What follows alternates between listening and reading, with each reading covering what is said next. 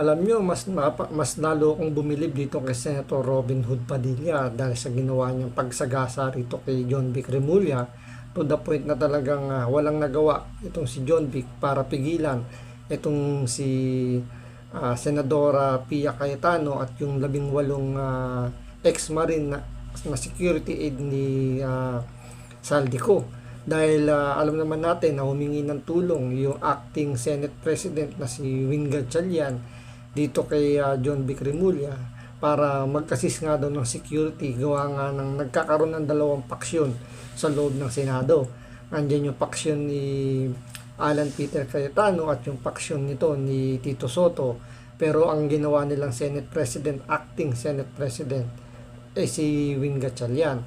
Ngayon, dahil dito sa paksyon na to, naiipit ngayon yung mga empleyado ng Senado dahil hindi nila alam kung sino yung susundin. Kaya nga nagkaroon ng tensyon dito na hindi pinapasok yung mga resource person na dapat merong Senate Blue Ribbon Committee hearing pagdating sa flood control, dahil nung nagkaroon ng palitan di umano ng leadership at ng mga committee chairman.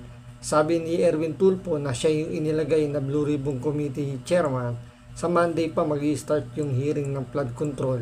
Pero dahil nga doon sa naunang abiso ni Senadora Pia Cayetano, Huwebes magkakaroon ng Senate Blue Ribbon Committee.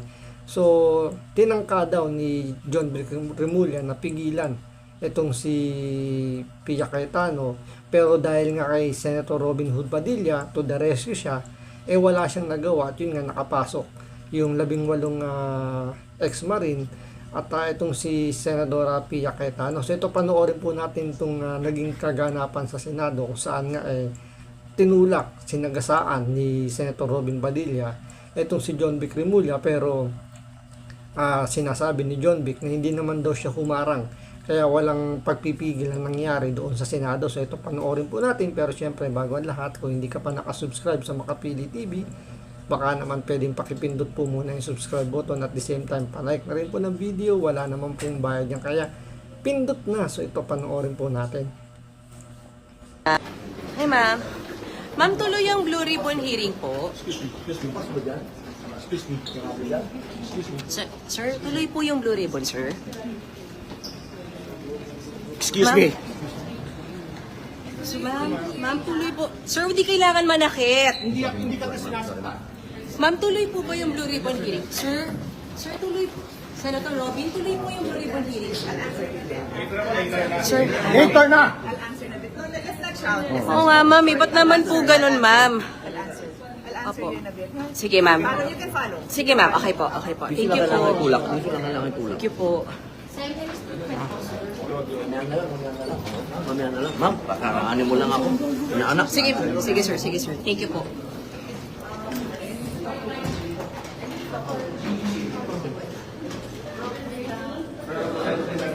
So, kasama natin si Senator Pia Cayetano, ang chairman ng Blue Ribbon Committee. Sorry. Kasama niya si Senator Robin Padilla. At sabi niya, i-address niya yung mga questions kung tuloy yung Blue Ribbon hearing, but pwede natin siyang sundan, ano.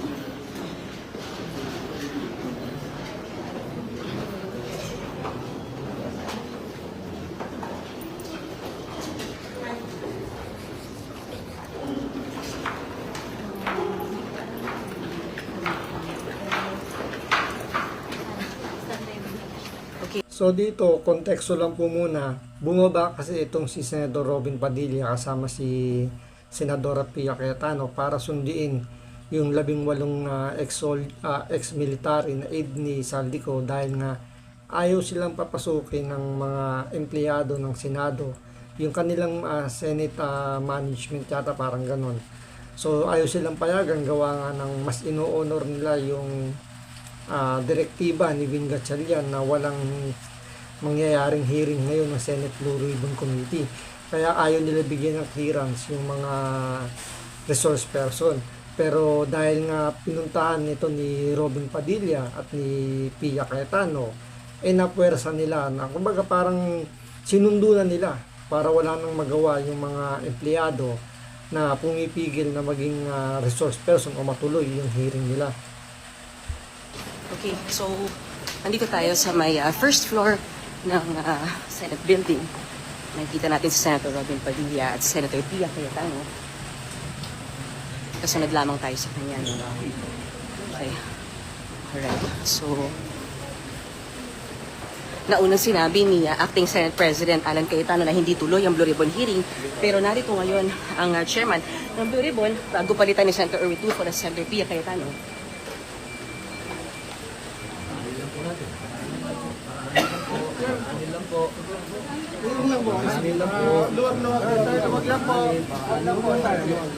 Aray ko.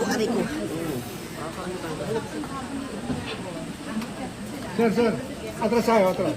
Atras, atras. Siksikan.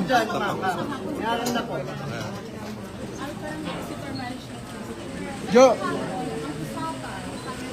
Bila atras ako, ha?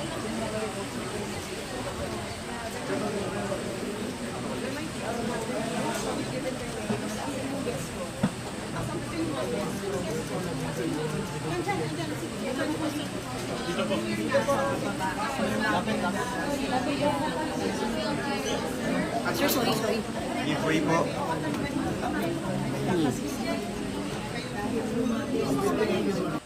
So ayan, makikita natin yan. Nandito si Atty. Baligot, yung abogado ng 18 ex-marine na ayaw papasukin ng management ng Senado. Gawa nga ng ang direktiba sa kanila ng ni Acting Senate President Ping Gatchalian wala ngang hearing. Kaya napilitan sila Senator Pia Cayetano. Nandito yung mga guests ay pinatawag ng Blue Ribbon hearing pero mukhang nagkakaproblema dahil hindi pinapapasok, ano?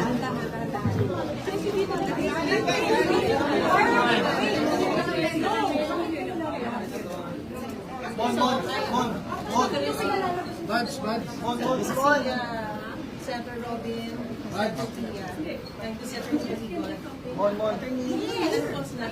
Excuse me.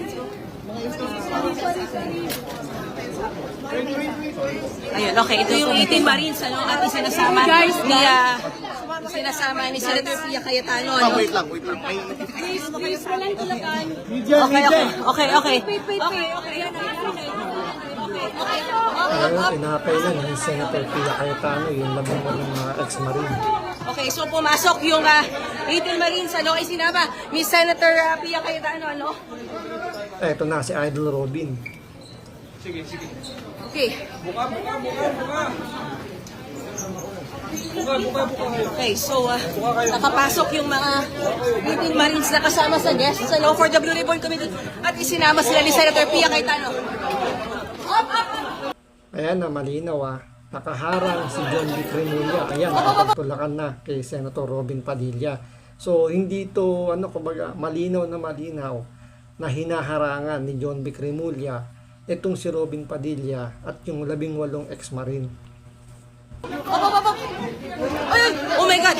Senator, at dito siya, Secretary John V. Cremulya at pinipigil siya Senator Robin Padilla. Oh my God! Nagtakbuhan sila Senator Pia Cayetano kasama yung 18 Marines, ano? Kasama ko si Senator Robin Padilla. Sinasarahan kami ng pinto. Aray! Okay. Kasama ko si Senator Robin Padilla. Sir, what's happening? Oh my God. Sir. Thank you, sir. Thank you. Senator Robin, anong nangyayari po? Okay lang yan. Okay lang yan. Idol talaga. So, kagit-gitan sa likod, sa ilalim, sa baba dahil hinarang ni Secretary John V. Cremulya. Sila Senator Pia Cayetano at Senator Robin Padilla. Nandito po ba sila? Sila na lang magsalita. Okay. So, mga kapatid, nagkagit-gitan sa first floor dahil Naipasok po ba? Naipasok po ba dahil yung senator? ipinasok ni Senator Pia Cayetano, sinabay niya yung 18 Marines, pero nakita natin na hinarang siya ni DILG Secretary John V. Cremulya. So malinaw galing sa reporter, hinarang ni John V. Cremulya yung si Pia Cayetano. Okay, so what we can at see yung right now, 18 ex-marine. ito yung mga Marines, ano?